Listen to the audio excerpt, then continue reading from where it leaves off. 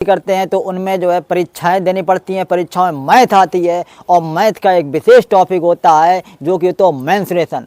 और मेंसुरेशन को समझने के लिए हमें बहुत सी चीज़ें जाननी बहुत ही ज़रूरी है, क्योंकि यदि वो हम चीज़ नहीं जानेंगे तो हमारा जो है मेंसुरेशन का टॉपिक एकदम समझ से नहीं आएगा। अब आप सोच रहे होंगे मेंसुरेशन में क्या है, मेंसुरेशन में कैसे सीखें। उसके लिए मेंसुरेशन में होते हैं वर्ग, आयत, घन, घनाभ।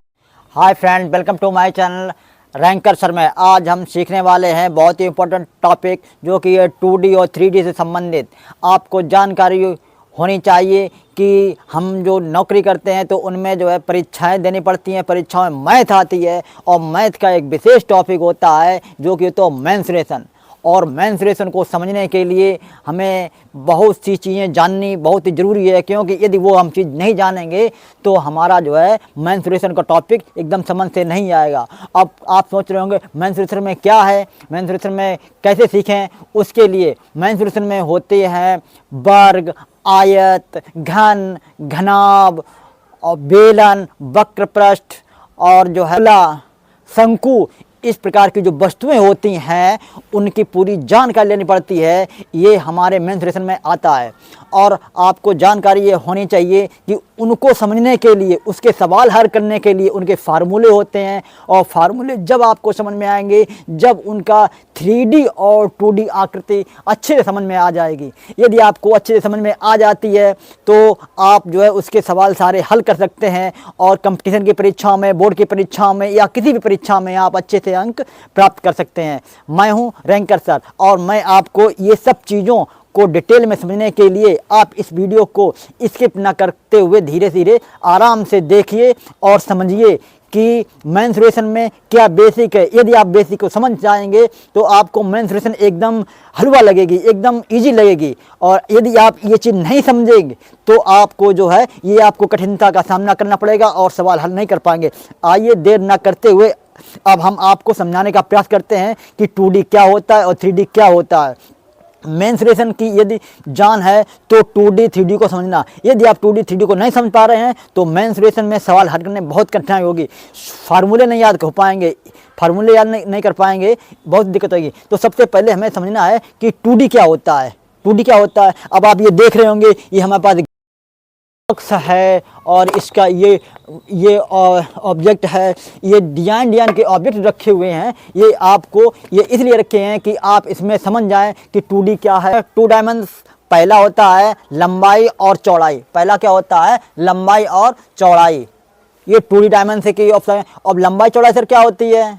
और 3D में क्या होता है, 3 डायमेंशन होती हैं, 3 आयाम होते हैं। लंबाई होगी, चौड़ाई होगी और किसी वस्तु की ऊंचाई होगी। सबसे पहले यदि हम इस प्रकार बनाएंगे, इस प्रकार 2 भुजाएं आमने सामने की और इस प्रकार ये आकृति हमारी बन जा रही है आयत की। इसमें जो है इसमें क्या है, एक भुजा लंबाई है और एक भुजा चौड़ाई है। तो हमारा क्या हो गया है, ये 2D हो गया है। और इसी में यदि हम किसी वस्तु के और ऊंचाई भी इसमें जोड़ दें, ऊंचाई भी जोड़ दें, इस वस्तु में ऊंचाई जोड़ दें तो हमारा ये क्या बन जाएगा, हमारा ये जो है इसको बोलेंगे 3D। यानी कि 3D में लंबाई, चौड़ाई और ऊंचाई तीनों होती हैं, उसको बोलते हैं 3D।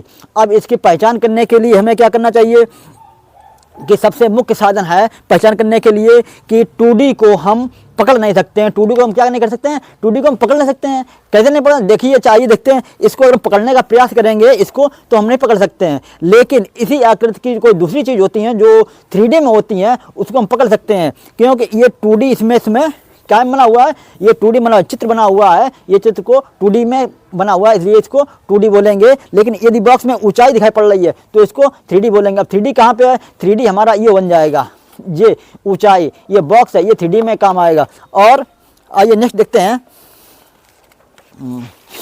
एक लंबाई और चौड़ाई।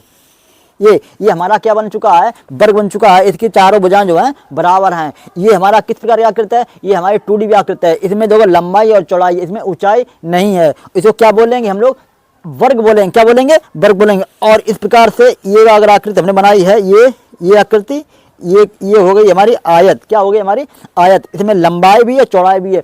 ये भी हमारी काय में 2D में गिनती होगी। काय में गिनती होगी? 2D में। अब हम देख रहे हैं कि ये 3D क्या होता है। अब 3D समझने के लिए आपको ये सिंपल सा ये दिखाई पड़ रहे हैं, जो वस्तुएं हमारी उभरी हुई होती हैं, उठी हुई होती हैं, जिनको हम पकड़ सकते हैं, छू सकते हैं, इनको हम 3D बोल सकते हैं। जैसे कि हमारे पास ये सब वस्तुएं रखी हैं, ये मार्कर है, ये भी 3D है, क्योंकि इसको हम उठा सकते हैं, पकड़ सकते हैं। और ये बॉक्स, ये भी 3D है, और ये बॉल, ये भी 3D है। ये सारे वस्तुएं जो रखी हुई हैं, ये सब 3D हैं। अब सर 2D क्या होता है? अरे 2D समझने के लिए तो उसमें क्या है, जैसे कि हमारा एक चार्ट जिसपे कुछ बना हुआ हो, या फोटो जिसमें फोटो छपी हुई हो, जिसको हम पकड़ ना सकें, छू ना सकें।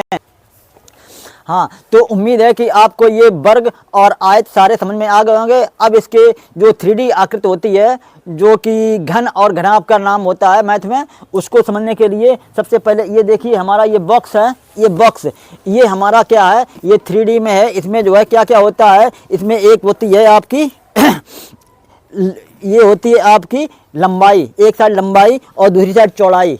ये लंबाई और चौड़ाई जिसकी बराबर होगी और उसकी ऊंचाई भी उतनी होगी, तो हम इसको बोलेंगे घन। क्या बोलेंगे? घन। इसका आयतन, अभी सर ये आयतन क्या होता है? आयतन निकालने के लिए इसके अंदर क्या चीज़ भरा हुआ है, कोई वस्तुएं भरी हुई हैं, आटा भरा हुआ है या कुछ भरा हुआ है, तो इसको घन के रूप में इसके आयतन निकाला जाता है। और हमारे जो वर्ग होता है उसमें केवल क्षेत्रफल निकाला जाता है। क्षेत्रफल निकालने के लिए जो हम लोग लंबाई चौड़ाई का गुणा करते हैं, वो आपको हम बोर्ड में बताएंगे। अभी फ़िलहाल हम आपके लिए ये जो है आपको कंसेप्ट कराना चाह रहे हैं कि हमारा घन क्या होता है। तो वर्ग होता है, जो चित्र भी बन दिखाया था वो वर्ग होता है, और ये हमारा क्या है? घन है। और इस प्रकार की जो भी आकृतियाँ होंगी वो हमारी घनाकार कहलाएंगी। और जो भी आकृति छोटी हो या बड़ी, ये पासा होता है हमारा, उसमें भी हम क्या बोलते हैं? घनाकार की आकृति होती है। नेक्स्ट आज देखते हैं। और ये है, ये हमारा बॉक्स है। इसमें जो है लंबाई और चौड़ाई अलग अलग है।